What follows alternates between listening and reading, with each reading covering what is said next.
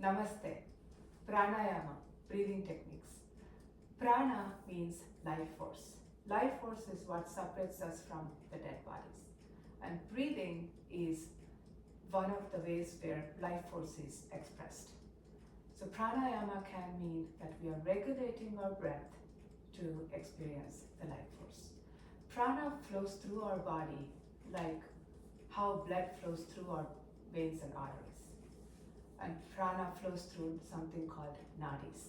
Nadis are like rivers, they're energetic channels that helps the energy carry to every cell of the body. So there are 72,000 nadis in the human body, and three of the most important ones are on the right side. It's called Pingala Nadi. It starts from the right side of the base of the spine, spirals and culminates at the right nostril. This is the masculine, heating, solar energy channel.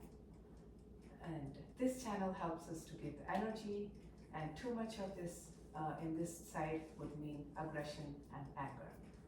Left side of the channel is Ida Nadi. Ida Nadi also starts at the base of the spine on the left side and spirals and culminates on the left nostril.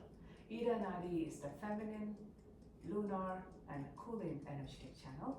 Helps with calmness, have empathy, helps with sleep, etc.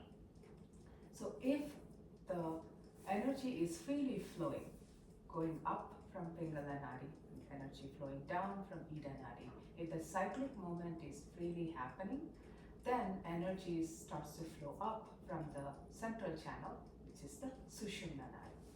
Pranayama has both physical and mental benefits.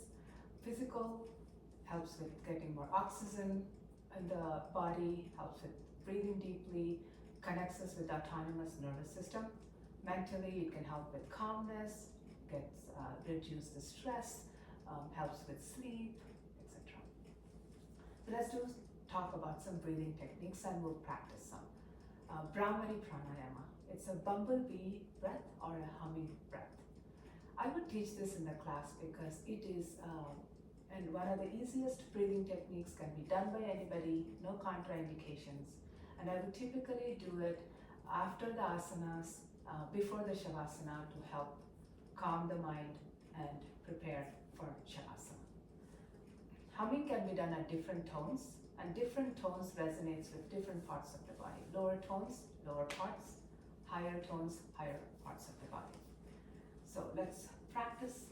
How do we do it? We take a deep breath in, and as we exhale, we do the humming sound or chant the sound. So let's exhale the air out. Come to a mudra. Sitting relaxed, sitting tall. Deep breath in.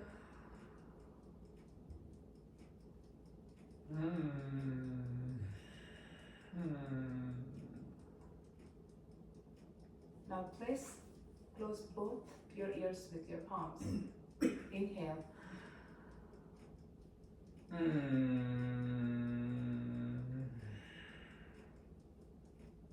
So you can play around with different parts, different tones, and see how it resonates with us. The next breathing technique is Shitali Pranayama, cooling breath. I would incorporate this in the class because it's also a cooling breath, helps soothe the mind, helps regulate the blood pressure, helps reduces the stress, helps with sleep challenges. So it would be beneficial for the students.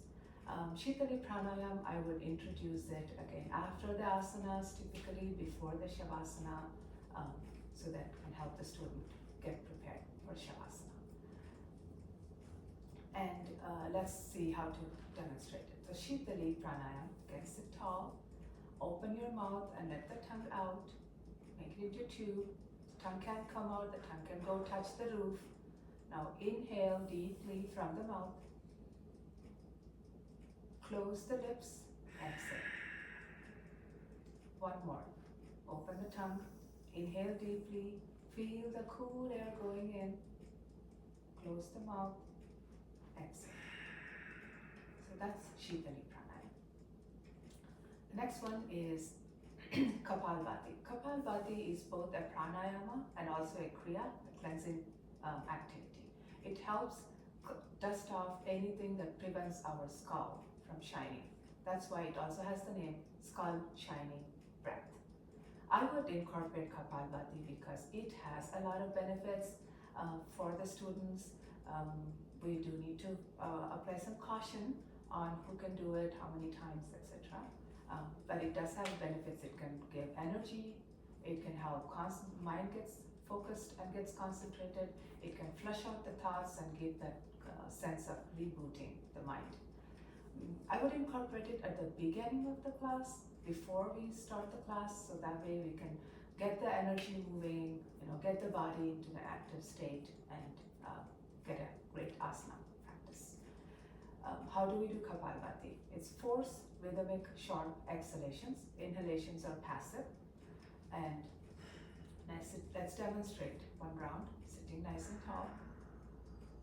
And you can also place your palm on the belly to see the contraction of the stomach in and go in and out. So let's maybe do like 5 to 10 exhales. I will do the clapping to give a guide of the pace. So we do a deep inhale and then force rhythmic short exhalations. First exhale the air out. Deep breath in.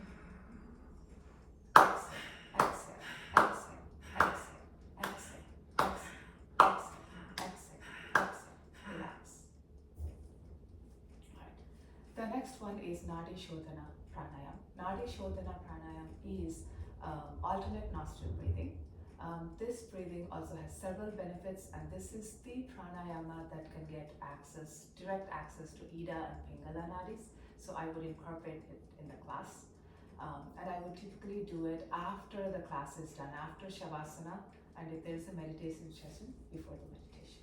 So let's see how to do it. So use your right hand, close the right nostril with the right thumb, fold the index and the middle finger, inhale from the left nostril, close the left nostril, hold, exhale from the right nostril. Inhale from the right nostril, close and hold, exhale